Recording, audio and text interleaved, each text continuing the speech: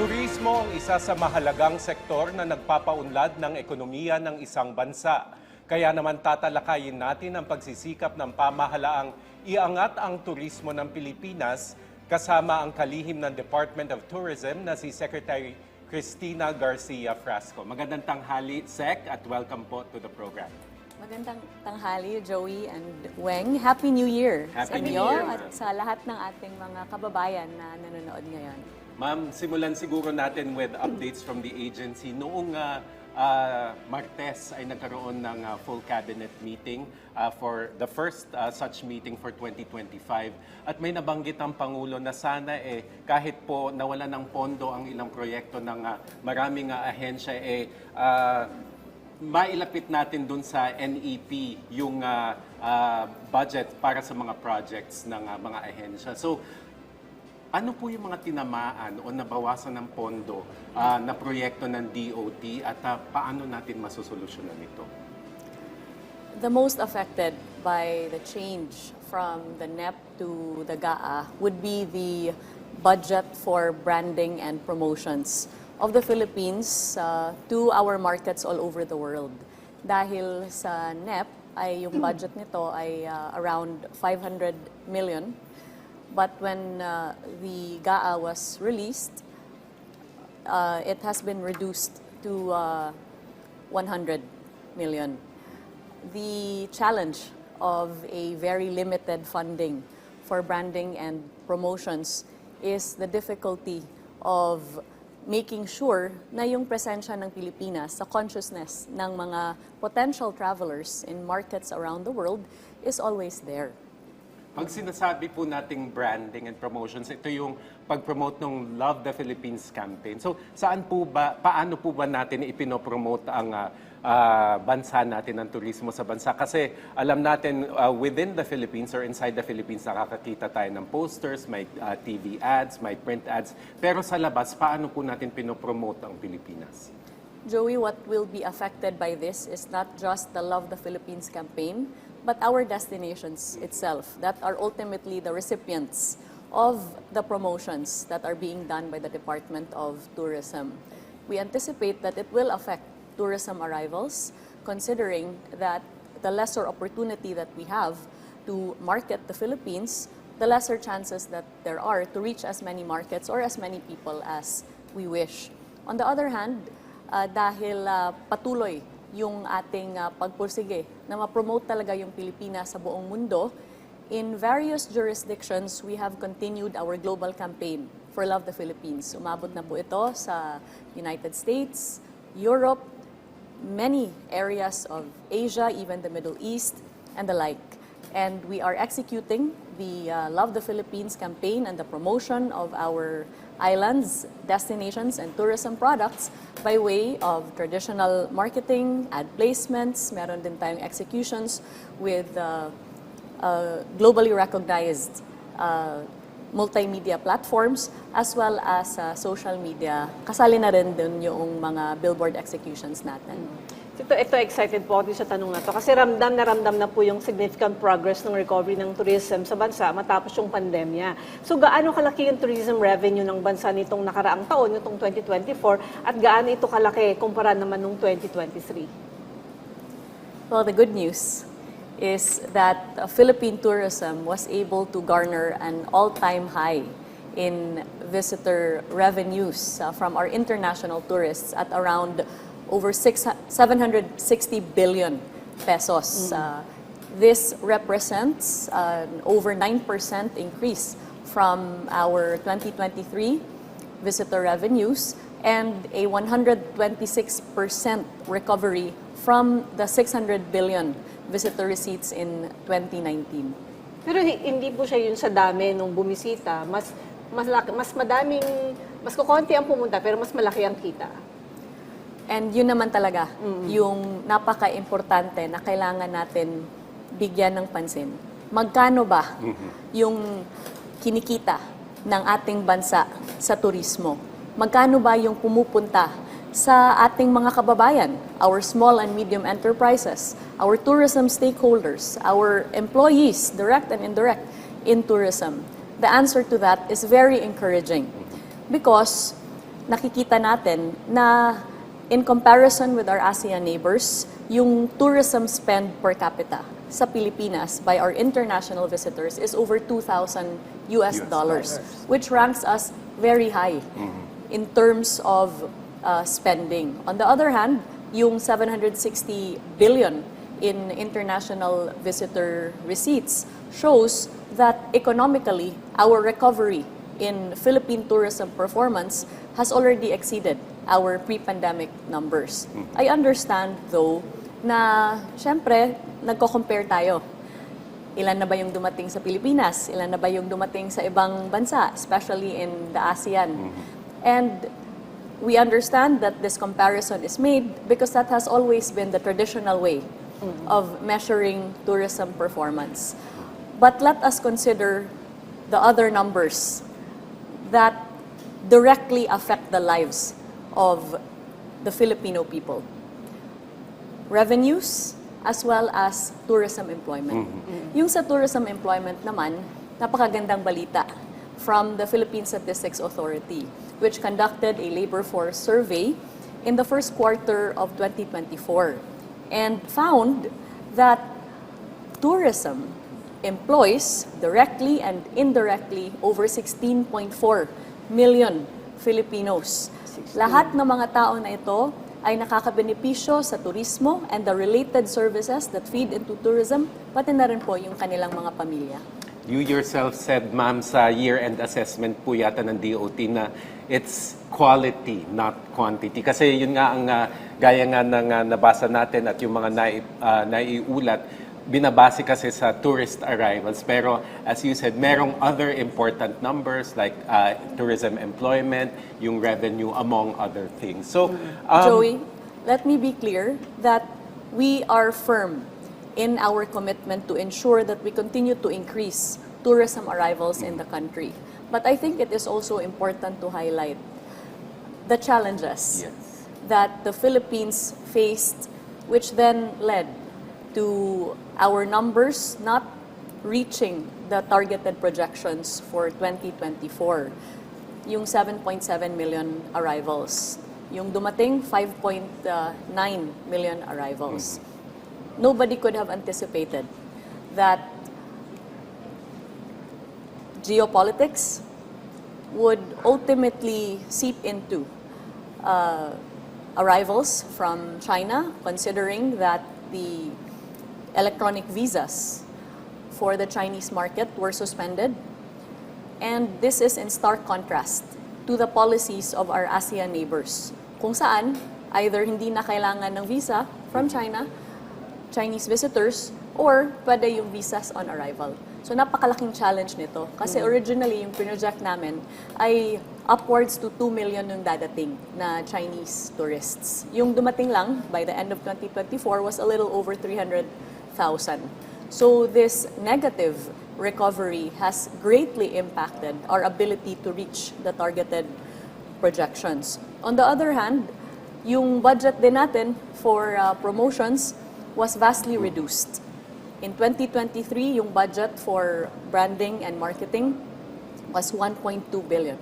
In 2024, nabawasan siya ng 1 billion. So 200 million na lang. And so in the wake of these challenges and many other matters beyond our control, nagpursige tayo, we diversified our tourism products, we focused on our top source markets, and we made sure na mataas yung tourism spending. Nabanggit niyo yung geopolitical issue, Sec, in relation to Chinese tourists. So, may effect po ba yung pagsasara ng POGO hubs dito sa bansa doon din sa pagpasok ng Chinese tourists? Well, I can only speak to the raw data that has been provided to us on the basis of the arrivals themselves. And without drawing conclusions, the clear difference between the Chinese arrivals in the pandemic, which exceeded 1 million, and the Chinese arrivals as of 2024, which is a little over 300,000, would show that the barriers to entry into the Philippines, including and chiefly the suspension of the electronic visa, gravely affected the Chinese market for the Philippines. Sec, if we cannot capture or recapture the Chinese market, ano po yung ibang bansa naman na pwede nating itap? Kasi I understand among the tourists that come in are from South Korea, obviously from the United States. Sino pa yung pwede nating ma-encourage to Opo. come to the Philippines?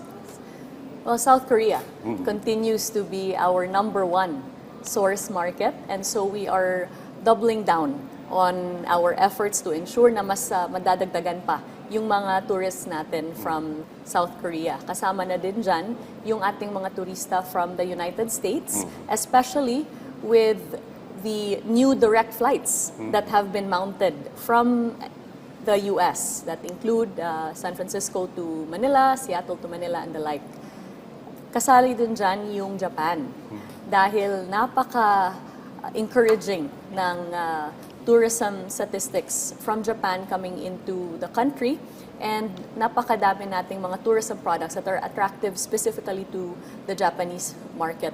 Of course, we are very grateful that tourists from Australia are now trooping to the Philippines in appreciation of our award-winning islands and destinations. And syempre, yung tinitingnan natin na large opportunity for the Philippines is India. And we are grateful that the President has directed that an electronic visa or electronic travel authority option may be explored for the Indian market. And we are hopeful that the Department of Foreign Affairs and the Bureau of Immigration can mount that for this year. Very So, pwedeng, interesting oo. yung nabanggit ni Sec about Japan kasi nung Yes. holiday season, ang daming Pilipinong pumunta sa Japan. Reciprocal naman pala, maraming Japanese na gustong Actually, we pumunta were in dito. Cebu last week. Koreans and Japanese yung na-encounter namin doon sa mga pinuntahan namin. Anyway, ma'am, kung halimbawa mas kukonti nga yung dumadating na mga turista, pero marami po tayong domestic tourist. So, isa po yun sa nakaka-contribute doon sa revenue. Kumusta po ba ang domestic tourism sa atin ngayon? You know, I really feel that domestic tourism is not given as much credit as it should. The reality is that napakalaki ng contribution ng ating mga domestic tourists sa turismo ng Pilipinas. As a matter of fact, according to the World Travel and Tourism Council, yung Pilipinas daw yung number one in terms of the domestic tourism market in the ASEAN. They value domestic tourism for the Philippines at over 66 billion US dollars.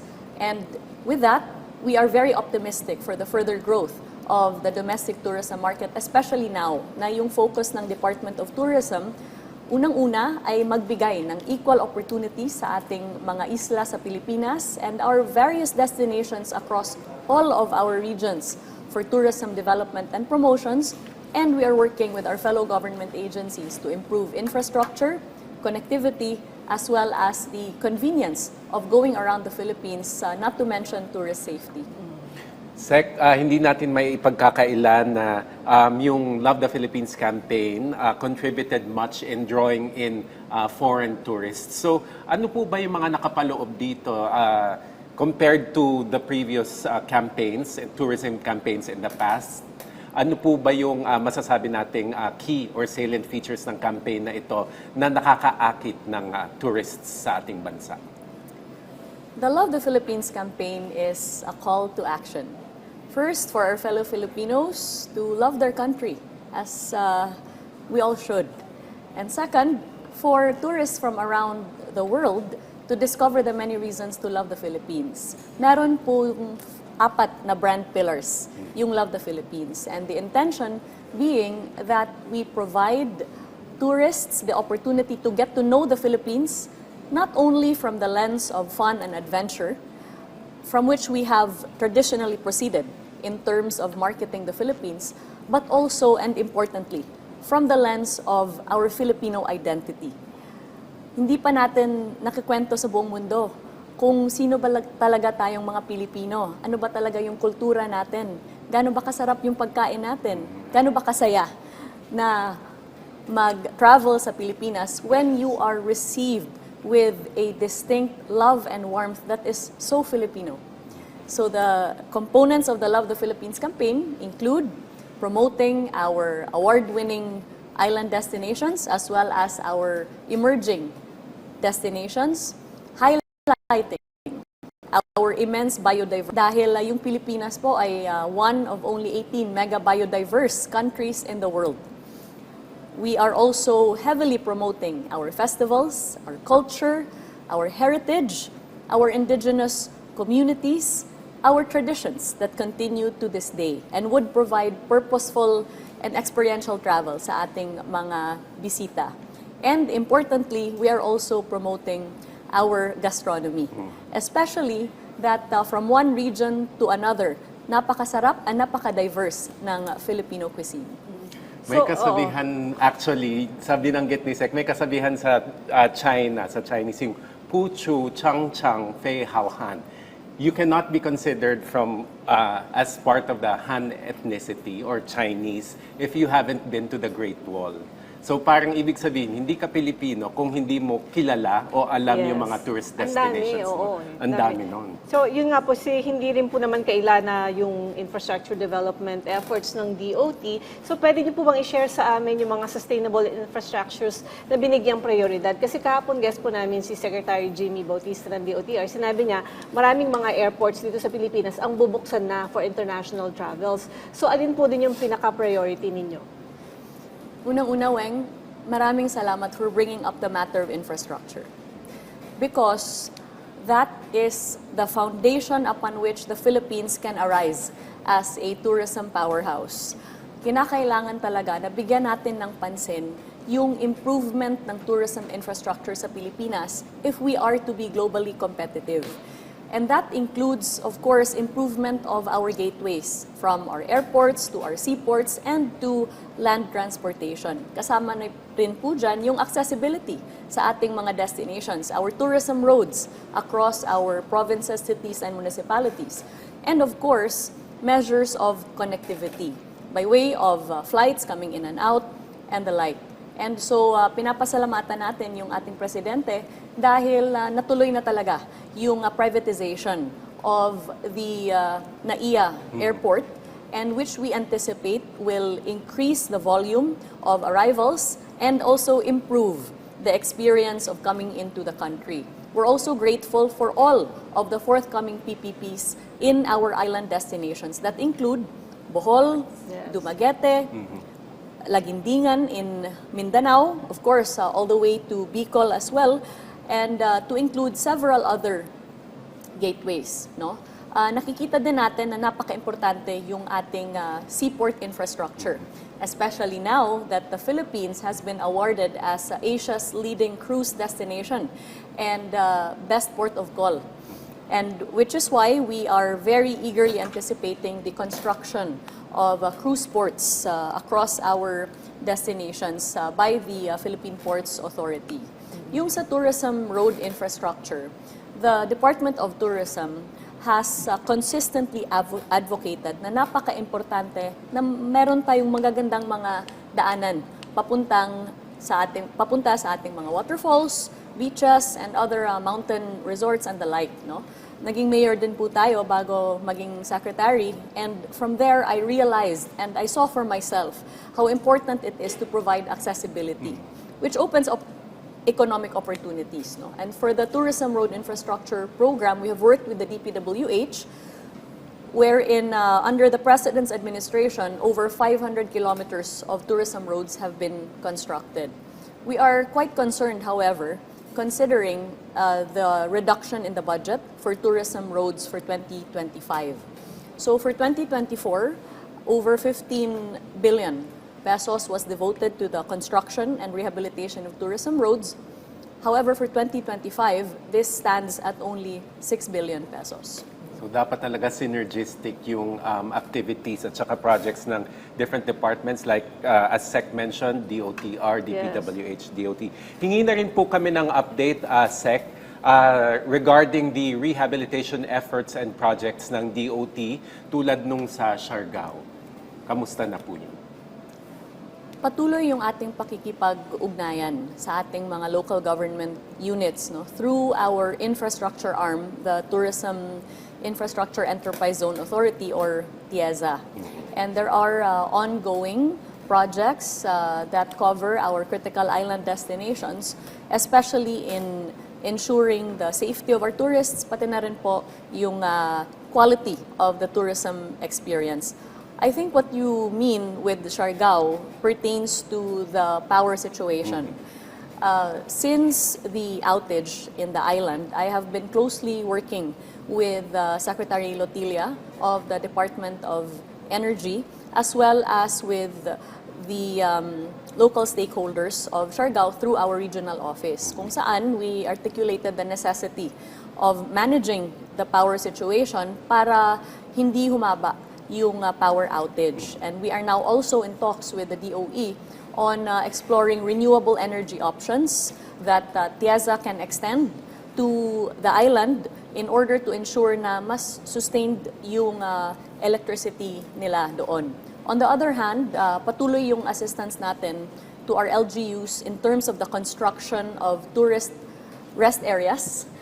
Meron na tayong 32 constructed or ongoing. And for 2025, we are targeting around 60 more tourist rest areas for the Philippines that provide restrooms para sa ating mga turista, pasulubong center para makabenta naman yung ating mga small and medium enterprises sa mga local goods, and convenient lounge para sa ating mga turista. Kasama din po dyan yung ating tourist first aid facilities. Dahil napaka-importante na if there is an incident involving a tourist, merong medical assistance na ma-access right away. So we're working with the Department of Health, no, para mabigyan natin ng immediate and quality emergency assistance yung ating mga turista. This includes in island destinations such as Bohol, meron din po tayo sa La Union, that's forthcoming, and of course we are also including Boracay and several other islands. Diving is one of the most popular tourism products of the country, Yes. with the Philippines having recently defended its title for the 6th year in a row as the world's leading dive destination. With that, binibigyan natin ng priority yung expansion of our dive tourism destinations. Meron na tayong 120 dive sites in the country. Wow. And the construction of additional hyperbaric chambers para sa mga destinasyon na ito to address any issues related to diving. With that, this year, magkakaroon tayo ng 5 new hyperbaric chambers in our dive sites that include Malapascua, under the jurisdiction of Daan Bantayan, where you can dive with the whale sharks. There in Cebu. Correct.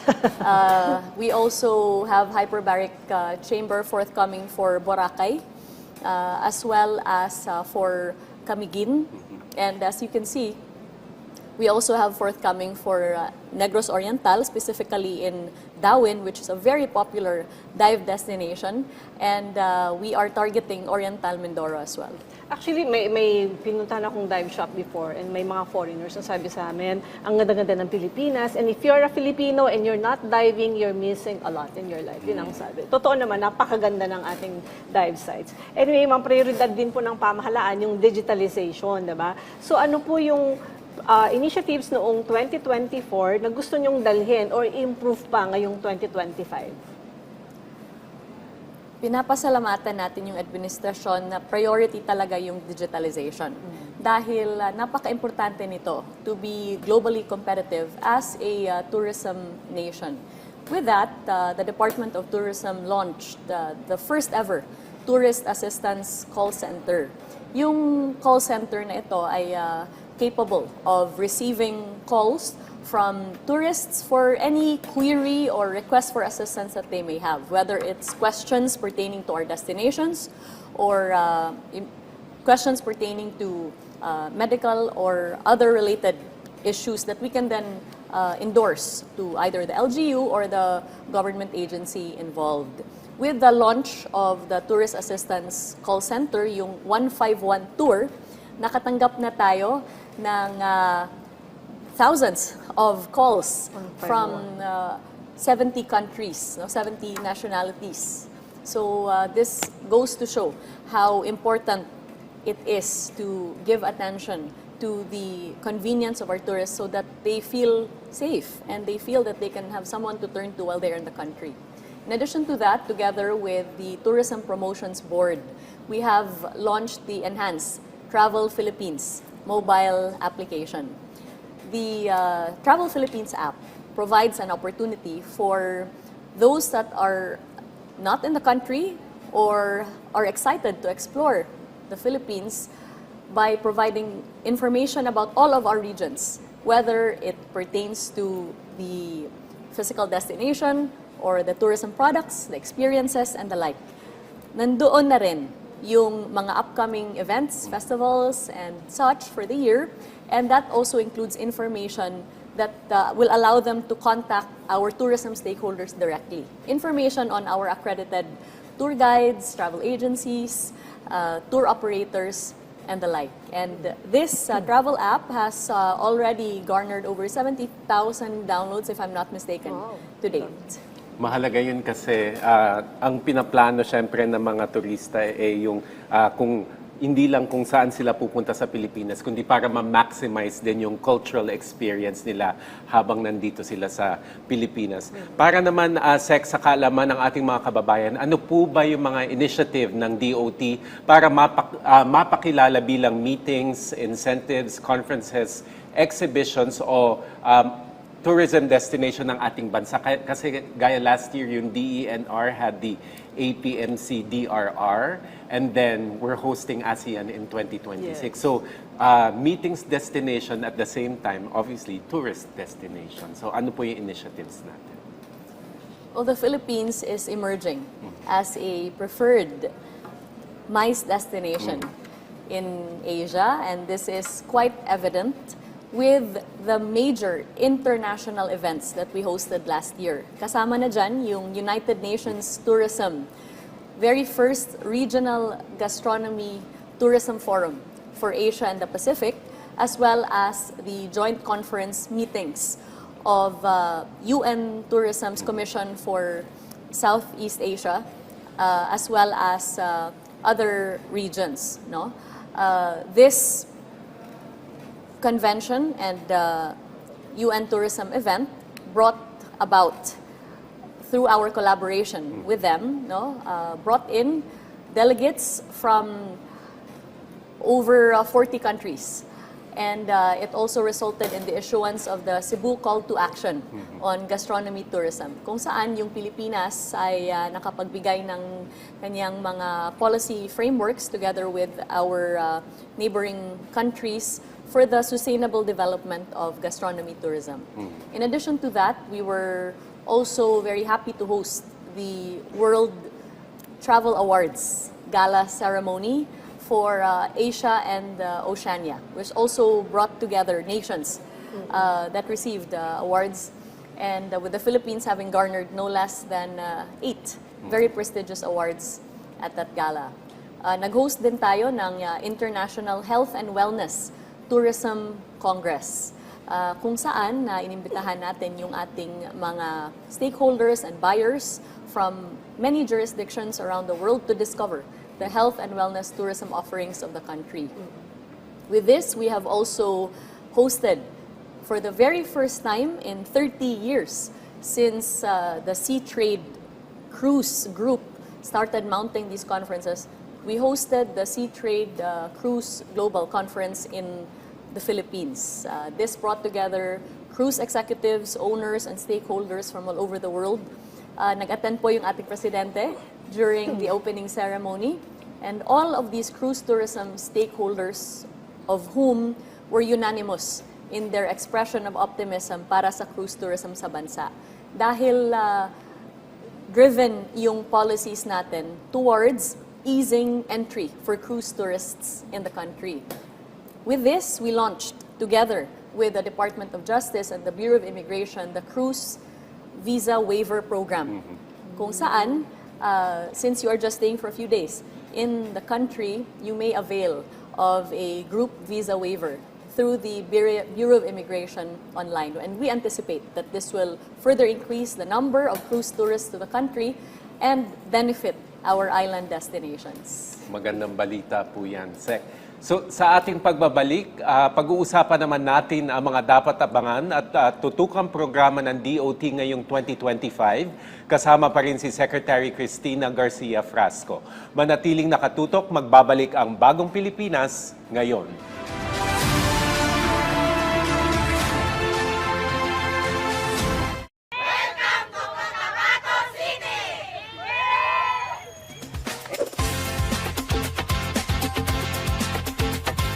For our next food crawl, tungong southern part of the Philippines naman tayo. Eats Fun goes to Cotabato City. Kasama ang certified foodie na si Leslie Ordinario para tikman ang pinagmamalaki ng crown jewel ng Bangsamoro region. This is how you eat pastil. Let's go. Eats Fun, ngayong linggo, alas 10 ng umaga. Kailangan mo eh. Dito lang sa PTV. May mga nagsasabi na ang Pilipinas daw is a rich country pretending to be poor. Siguro hindi tama yun. We are actually a rich country which do not realize that we are rich. Mga kaibigan, samahan niyo po ako ng ating Tuklas Yaman.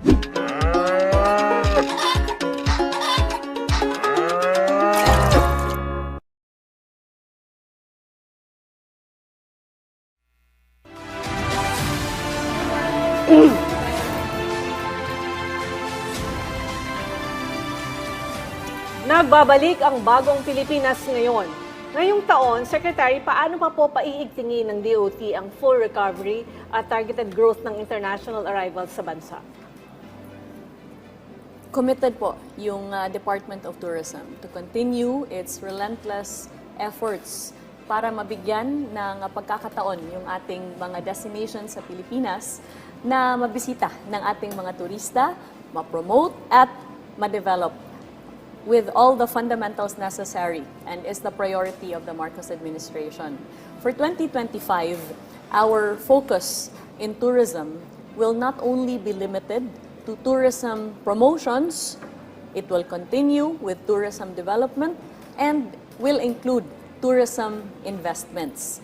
We are working with the private sector to ensure na mas dadami pa yung ating room keys sa Pilipinas with the construction of new accommodations, resorts, and hotels. And we are very grateful that the Philippine Hotel Owners Association has committed to work with us in implementing the Philippine Hotel Infrastructure Strategic Action Plan na na-launch natin to address the growth in room keys. Patuloy din po na bibigyan natin ng pansin yung ating mga programa that will highlight the culture of the Filipino, and that is through the continuation of our Philippine Experience programs. These are heritage, culture, and arts caravans na dinala na natin sa 11 regions so far, kung saan binibigyan natin ng pansin yung mga various components of the destination, including yung kanilang mga beaches and mountain destinations, their dive destinations, their heritage and pilgrimage destinations, and of course, yung kanilang mga festivals, traditions, yung songs, dances, indigenous rituals and traditions, and yung gastronomy din nila. So we fully intend to bring the Philippine Experience Program to all regions of the country. Magkakaroon din tayo ng additional na mga tourist rest areas, yung malinis, maganda at mabango na restrooms para sa Mahalaga ating yun. mga turista all over the country, with 10 constructed, 22 ongoing, and 60 more forthcoming for various LGUs in Luzon, Visayas, and Mindanao. We will also be constructing the tourist first aid facilities in various islands in the country to improve the tourist experience. And we are adding the hyperbaric chambers for diving across our islands. And of course, we are also making sure na patuloy yung ating assistance to our local government units in terms of funding for tourism infrastructure. With that, we will begin to see tourism infrastructure arise that were the product of our Tourism Champions Challenge. Yung inisyatiba na to ay in partnership with the DOT and TIEZA, kung saan yung ating presidente mismo yung nagbigay ng 255 million in total na funding assistance sa ating mga LGUs na nag-propose ng tourism infrastructure. This also spans across the entire country.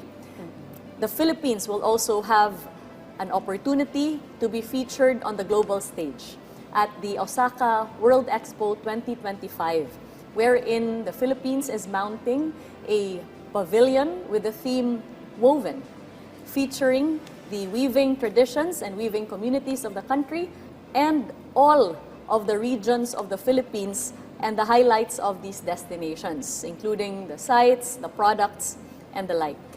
We are also very excited that on the aspect of gastronomy tourism, the Philippines has been awarded the privilege of hosting the Terra Madre Asia Pacific 2025. And this will be held in the city of Bacolod.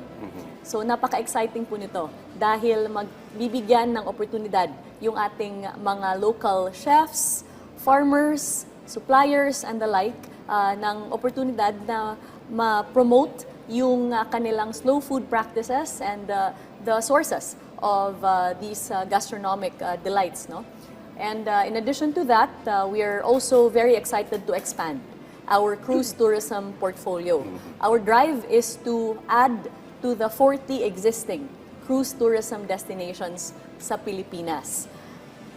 Together with that is the expansion of our dive tourism program. In the Philippines, we have exceptional dive destinations. But the beauty of this is also that after you dive, ang dami mo pang pwede ma-discover.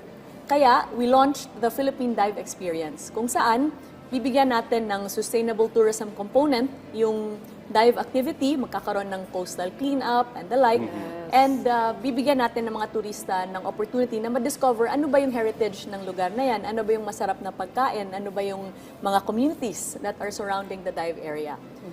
That will also be mimicked by our golf tourism experience program, where we will be heavily pushing for the promotion and development of our golf tourism destinations in the country. And with that, we are further diversifying our tourism products para mas gagastos pa yung ating mga turista, they will stay longer, and that they will keep coming back. Because currently, nakikita natin na yung mga turista na pumupunta sa Pilipinas, they stay an average of 11 nights from the 9 nights in 2019, and 70% of them or more are repeat visitors. Yun ang mahalaga, Sec, is repeat visitors at saka yung gumastos sila while they are here. So maraming salamat po sa mga ibinahagi ninyong impormasyon, Secretary Frasco. Maraming salamat. Daghang kayong salamat.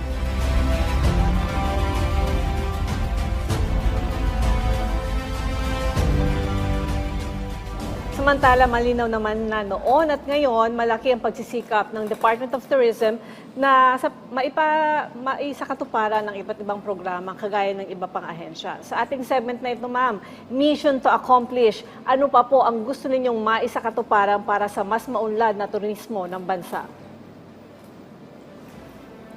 Para sa akin, no, having been a local chief executive, napaka-importante talaga ng infrastruktura. Dahil kung hindi natin maangat yung kalidad ng infrastruktura ng Pilipinas in terms of tourism, napakahirap mag-compete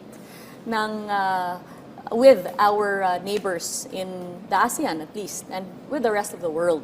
And so our wish list is that our airport infrastructure continues to improve, the airport experience continues to be enhanced, mas dadami pa yung development of our regional airports para naman mas marami pang mga domestic flights na mamamount, no, in our island destinations.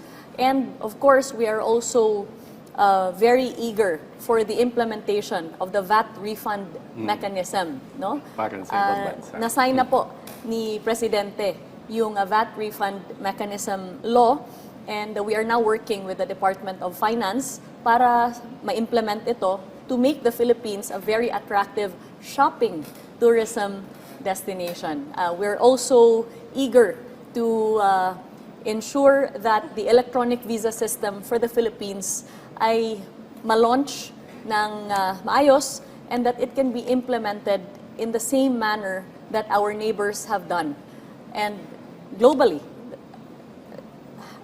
And same with our neighbors globally.